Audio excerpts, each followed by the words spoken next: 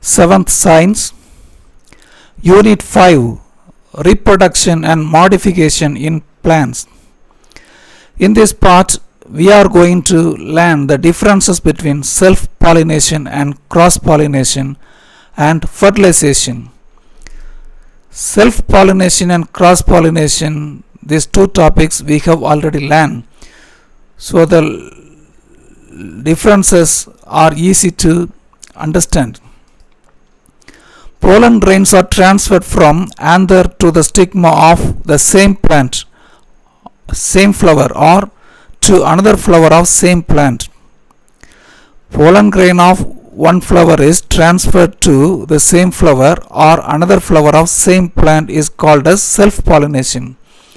Pollen grains are transferred from the anther of one flower to the stigma of another flower of the same kind or different plant. That means another flower of another plant of the same kind, another plant of the same kind or different plant.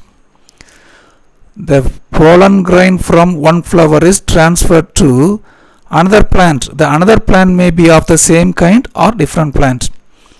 Plants do not need to produce pollen grains in a large quantity for self-pollination, because the pollen grain has to fall on the same flower, stigma of the same flower or another flower of same plant.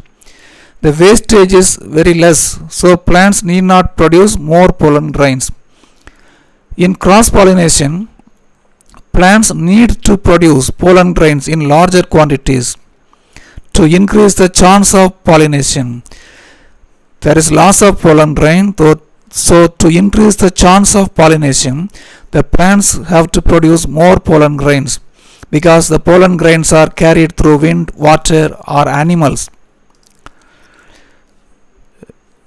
Self-pollination does not produce changes in the characteristics of new plants.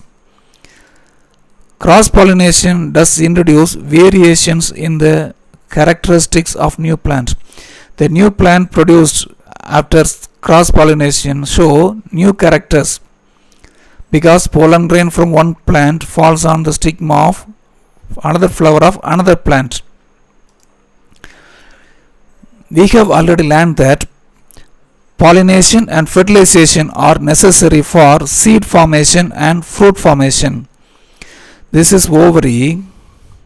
Inside the ovary, ovules are found.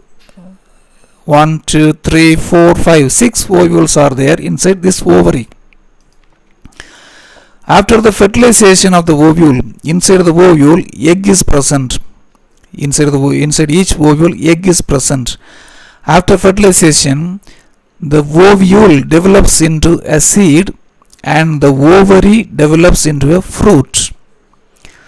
So fertilization takes place after pollination. Through pollination, pollen grains reach the stigma. The pollen grain reaches the stigma through pollination.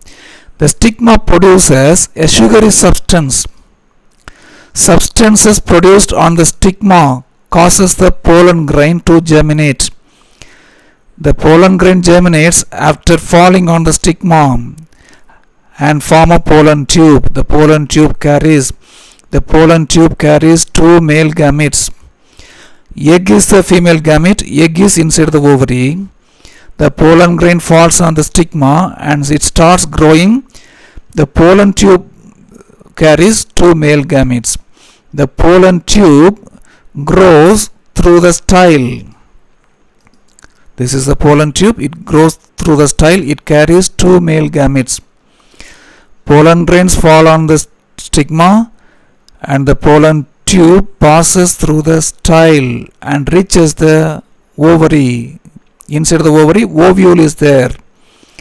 During the germination, a tube develops from the pollen grain that carries male gametes. The male gametes ultimately reaches female gamete. Male gamete ultimately reaches the female gamete inside the ovary through the style. Through the style, the male gamete reaches the ovary. So inside the ovary, eggs are present. Egg is a female gamete. Male gamete is carried by pollen tube Egg is a female gamete, it is inside the ovary.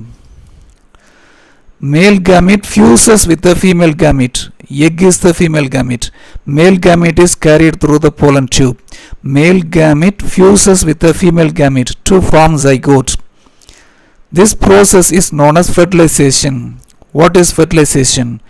Male gamete fuses with the female gamete to form zygote. This process is known as fertilization. Pollen grains are deposited on the stigma. Then the pollen grains start grow. The pollen tube passes through the style and reaches the ovary. Inside the ovary, ovule is present and the ovule is fertilized. Male gamete fuses with the female gamete to form zygote. This process is known as fertilization. This is male gamete. This is female gamete egg. Male gamete joins with the female gamete and form zygote. This process is known as fertilization. After fertilization, the ovary develops into fruit. After fertilization, ovary develops into fruit. After fertilization, the ovule develops into seed. Ovary develops into a fruit. Ovule develops into a seed after fertilization. Ovary develops into fruit. This is the flower of tomato. If we cut the tomato from top to bottom, we can see this type of structure. This is ovary. Inside the ovary, ovules are there. Ovary, this is style. The end is stigma. This ovary develops into a fruit. See, this ovary develops